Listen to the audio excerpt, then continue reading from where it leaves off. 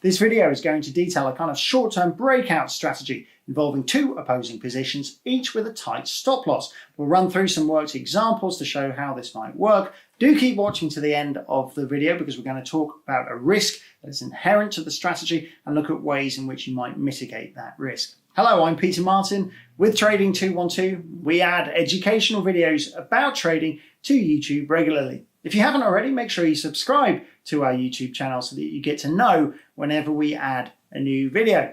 Well, let's get into the details of this strategy. You might have noticed that there are certain economic releases, economic news events that have a tendency to move the market. For example, the monthly employment situation report for the US or Fed announcements following FOMC meetings. This strategy attempts to profit from such movements. What's nice about the strategy is that it doesn't rely on the market moving in any particular direction. So the general idea is, let's say that these are some fairly short-term price swings that we've been seeing in the market, and we're heading into some news release where we think it might spark the market into movement, but we're not sure which direction.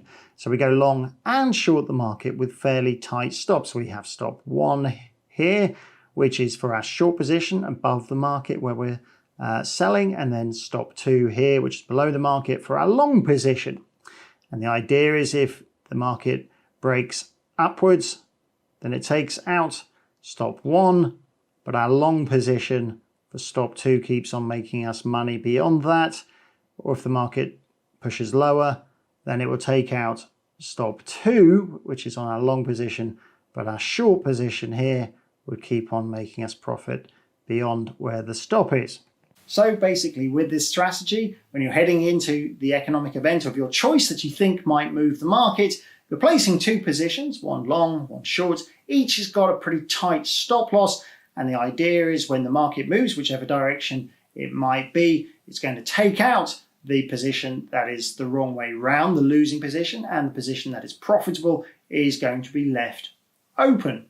Now, if you're attempting this strategy, one idea might be to look at different time frames of the instrument of your choice, just to try and get a feel for the different price moves that the market is capable of making. So let's take a look at this. So I'm looking at a euro-dollar chart. I'm starting here with a daily chart, and a lot of these price swings that we're seeing here have been of similar-ish magnitude. If we look at this one, it goes from about 114 down to about 112, so roughly speaking about 200 pips. Similarly, if we look here, we go from about 114.20, let's say, down to about 111.75.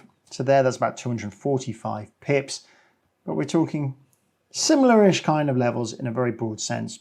A couple of hundred pips, 250 pips, that sort of magnitude. Now, if we switch to a 4-hour chart, we can see that the swings on the right-hand side of this chart, these shorter-term swings, are much smaller. These are more like 80 pips. We're going here from about 112.80 down to about 112. And if we go to our hourly chart, then we're seeing the same sort of thing. These are the same swings that we're seeing, about 80 pips. So just as a kind of common sense check, if I'm looking to profit from one of these intraday price swings, then that tells me something about how close or far a sensible stop distance might be. Now, if I'm hoping to make 80 pips profit from the winning trade, then I need my losing trade to be cut out significantly closer than that. Maybe, let's say, 30 or 40 pips. You might decide on something else, but at least we know from a common sense perspective, given the size of the swings we're looking to try and profit from, then those kind of distances don't seem conspicuously unfit for my aims in the same way that, say, a 400-point stop might be. Now, a 400-point stop might be just fine for someone else trading with different goals, looking to trade over different time frames. But for the purposes of this strategy, trying to profit from intraday swings sparked by the short-term effect of a news release, and for this strategy, we're looking for something congruous with the intraday price swings that the market has been exhibiting. So for my example, I'm just going to go long and short and place quite tight stops, 40 pips away from the opening level. So let's open a detailed trade box, going to put in 5,000 as my deal size. Doesn't really matter, it's just to give you an idea of what I'm talking about. And then the stop distance 0.0040, that's my 40 pips. Confirm buy. Now if I just open another detailed trade box and sell and put my stop once again 0.0040, and I want the same deal size, 5,000, confirm sell. Now if we look at my open positions, then here are my two euro-dollar positions, long and short, and I have stops 40 pips away from my opening levels on each. What I'd like to do is to work through some real world numbers. So let's take a look at an example of using this strategy to trade the US 30 index at the release of the non-farm payrolls report at the beginning of July 2019. So for our example, we are looking at the 5th of July, which is when we had the employment situation report for June. The report comes out at 1:30 p.m. UK time, and this is an hourly chart of the US 30 index zoomed in for that period. So if we look at this candle here, which is the 1 p.m. candle, our tooltip shows us the open was 26,923. So let's use that as the basis of our example, opening our trades when the market was at around that level. So let's look at the numbers for how our opening trades might be set up. So for our US 30 example, the quote, we said the index was around about 26,923 with a 3-point spread. The bid offer might have looked like this. So our quote, our sell price 26,922, the buy price 26,925. And we're going to be trading on both, of course. So our first trade is going long, buying $5 a point, let's say, as our size. We'll do the same size for the short and the long position. Buying $5 per point at the offer, the higher price, 26,925. And they'll put a fairly tight stop. So let's put a stop 50 points away, 50 points lower. So this will close our position if the index drops to 26,875. And then we'll take a profit with a limit order. So our take profit level, 110 points higher, 27,035. So this is a nice favorable profit to loss ratio here, 110 as our take profit level with a 50-point stop loss. And for our second trade, trade 2, we'll be selling $5 a point, so the same size as we did for the buy, but we'll be dealing at the bid here, the lower of the two prices in the bid offer quote. So we're selling 5 at 26,922. Just as before, we're going to put a 50-point stop loss on it, so stop goes above. The index rises to 26,972. This position will get stopped out. And then we're taking profit if it drops 110 points. So our limit order, our take profit order, 110 points lower, which is 26,812. When the non-farm payrolls came out on the 5th of July, they were much stronger than expected, albeit with a small downward revision to the May payroll growth. But overall, it should have been a bullish result as far as the US stock market goes, all things being equal, but we often have more things in play at once. The situation was complicated somewhat by the market hoping for a rate cut, and this report was strong enough to derail those hopes. And the short-term reaction was actually negative for the Dow, as we can see how it sold off after the news was released. The useful thing about our strategy is it doesn't rely on the market moving in any particular direction. All it relies on is just that the market does move consistently in one direction. And we can see that is actually what happened. So as we said, we're up here at the open. When we opened our positions was around about 26,923. The market sold off.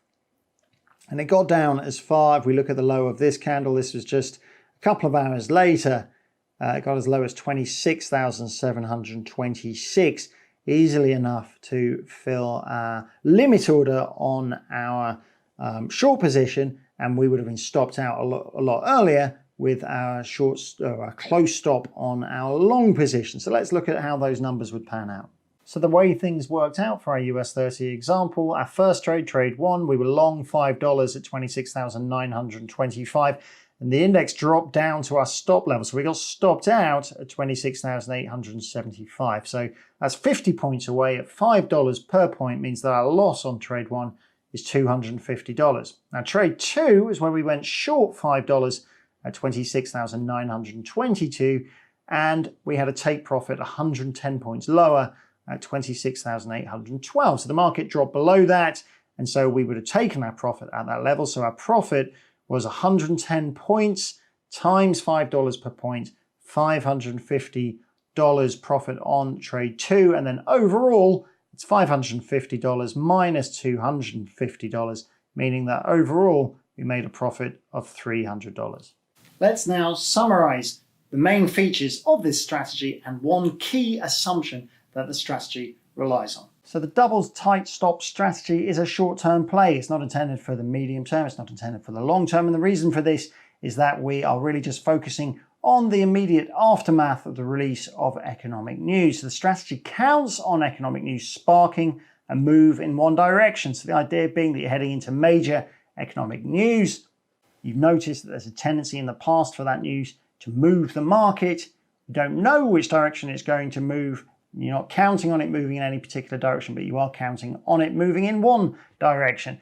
And the idea being that with 2 stops either side, constraining your losses, whichever direction it does move, the position that is the losing position, the losses will be constrained. The position that's the winning position will not have its profits constrained. One assumption is that it assumes that your stops will get filled at the stop level. So that is a risk if that doesn't occur. So let's talk a little bit about gapping markets. A gapping market is where we get one period closing at a certain level. So if we look at this green candle, we can see that the market has closed for that period here, and then the next period has opened away from it. So here the market has gapped. Now let's say that you were long the market and you had a stop loss that was here. Then your stop isn't going to get filled at that level because the market, rather than trading through your stop, has gapped through it. And the best available level to fill your order is here. Now, when might this happen? Well, it can happen between trading sessions, overnight or over the weekend. Also, though, it can happen in market trading hours when we have exceptionally volatile or illiquid market conditions. Now, this may not be that common, but it is something you need to be aware of. So let's have a look at what we can do to try and make things a little more favorable for us in terms of this. So these are favorable conditions in the sense of trying to help ourselves in terms of that assumption that our stops are going to get filled at our stop level. It doesn't mean that if we trade FX that we're going to succeed with this strategy, but if we trade FX, which is very liquid, and it increases our chances of stops being filled at our stop level. Similarly, for popular stock indices, they are liquid. Things like the S&P 500, the Dow Jones, the FTSE, all liquid stock indices, as opposed to, let's say, lower cap stocks that may be illiquid. So any kind of time where we sense that the market is illiquid, it's probably not a good time to be trying to use this strategy. Obviously, inherent to this strategy, trading over economic news, things are going to be volatile, so there is that risk inherent with it. As we said, the strategy is intended to be intraday anyway, but that does avoid holding over multiple sessions where more often than not, when you're going to see a market gapping, it's more likely to be overnight than during market hours. Now, I don't want to scare you with the thought of stops not being filled at their stop levels. In normal market conditions with liquid markets, stops should be filled at the stop levels with trading 212, but you need to be aware that it is subject to market conditions. In certain extreme market conditions, stops may be filled away from their stop level. If markets gap, then they won't be filled at the stop levels. If you want to try this strategy out, it's always worth giving it a go in practice mode, first of all, to see how it goes. And there you can get a feel and quantify how often markets gap. Well, I hope you enjoyed this look at this strategy. If you did, please hit the thumbs up button and give us a like. Or why not let us know what you think about the strategy by sending us a message in the comments section. We do read each one. But that's all for now from me, Peter Martin, and Trading 212. Thanks for watching. I'll see you next time. Goodbye.